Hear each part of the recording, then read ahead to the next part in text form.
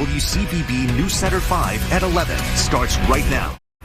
These protests in the streets of Leominster last week are turning into meaningful conversations this week as concerns mount over the closure of a birthing center at UMass Memorial Health's Leominster Hospital. New on 5, those concerns were voiced at a public hearing tonight. Our Mary Saladna is live there right now. Mary. Maria, this community is angry, accusing UMass Health of repeatedly putting profits over people's lives.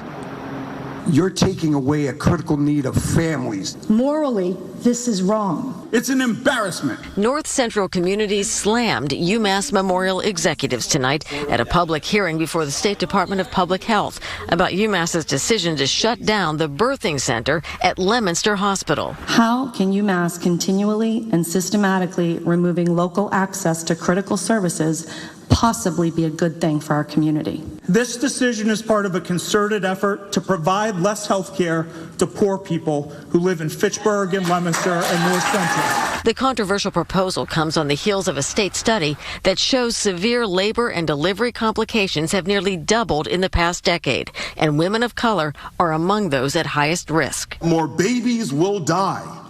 More women will die.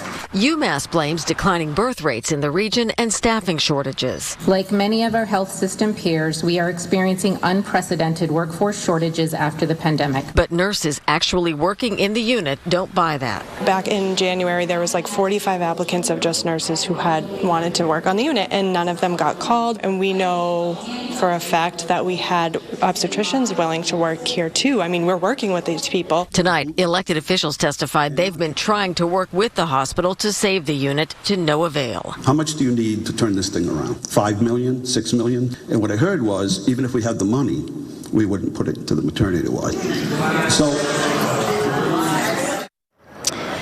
And you could hear that collective groan after that revelation from the mayor. Now, the state has 15 days to review this testimony and respond, but has no real authority to stop the closure of this birthing unit, which is set for September 23rd. This community here is vowing to take their fight to the governor. We're live in Leominster tonight. I'm Mary Saladna, WCVB News Center 5.